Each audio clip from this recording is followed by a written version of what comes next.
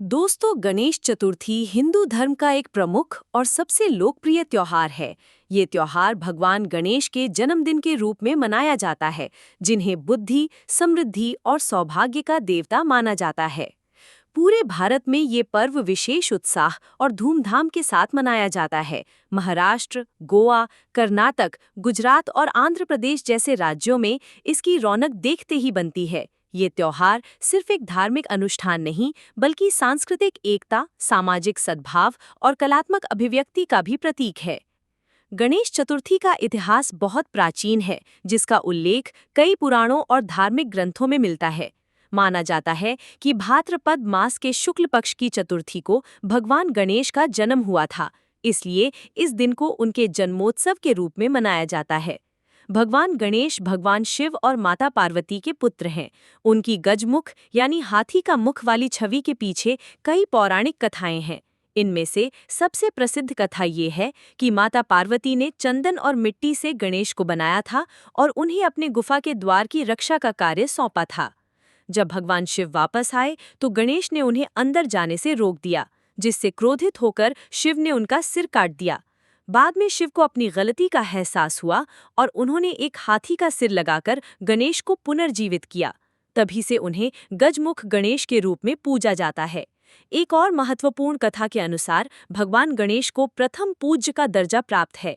इसके पीछे की कहानी ये है कि एक बार देवताओं में ये बहस छिड़ गई कि सबसे पहले किसकी पूजा होनी चाहिए।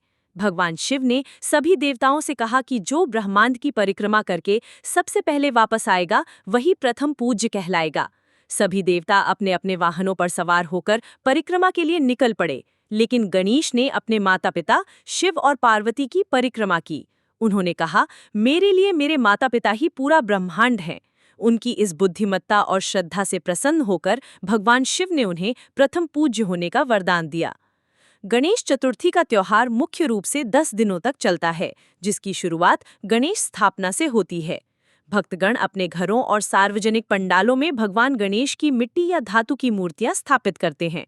ये मूर्तियां अलग अलग आकारों और रूपों में होती हैं, जिन्हें कारीगर बड़ी श्रद्धा और कलात्मकता से बनाते हैं।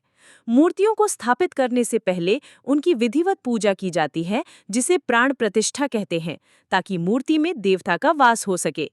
स्थापना के बाद अगले 10 दिनों तक भक्तगण भगवान गणेश की पूजा अर्चना, आरती और भजन कीर्तन करते हैं। हर दिन उन्हें मोदक और लड्डू जैसे प्रिय भोग लगाए जाते हैं। माना जाता है कि मोदक गणेश जी को बहुत प्रिय हैं। इन 10 दिनों में लोग व्रत रखते हैं, सामूहिक पूजा में भाग लेते हैं और एक दूसरे के घरों में जाकर दर्शन करते हैं। पंडालों में सांस्कृतिक कार्यक्रम, नाटक और सामाजिक जागरूकता के कार्यक्रम भी आयोजित किए जाते हैं। ये त्योहार सामाजिक मेलजोल और सामुदायिक भागीदारी को बढ़ावा देता है। गणेश चतुर्थी का सबसे महत्वपूर्ण दिन अनंत चतुर्दशी होता है, जो 10वें दिन पड़ता है।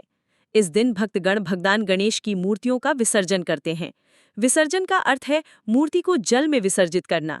ये एक प्रतीकात्मक क्रिया है जो इस बात का प्रतीक है कि भगवान गणेश अपने भक्तों के सभी दुखों और परेशानियों को अपने साथ ले जाते हैं और अगले साल फिर से आने का वादा करते हैं।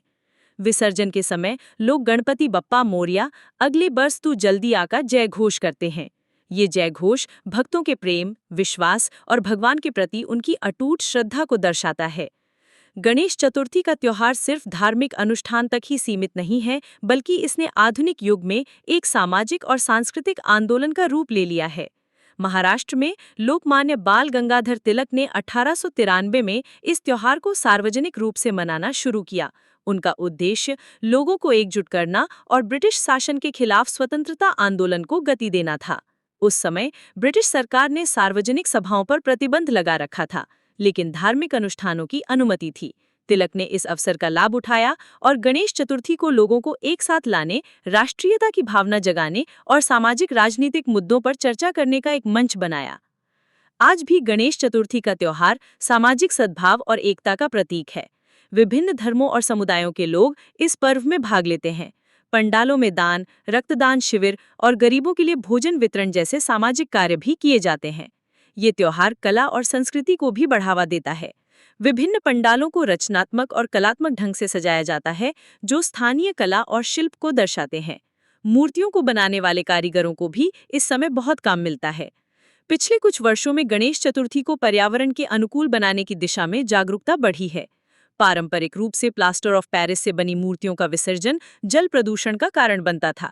अब लोग पर्यावरण के प्रति जागरूक हो गए हैं और मिट्टी से बनी इको फ्रेंडली मूर्तियों को प्राथमिकता दे रहे हैं, जो पानी में आसानी से घुल जाती हैं।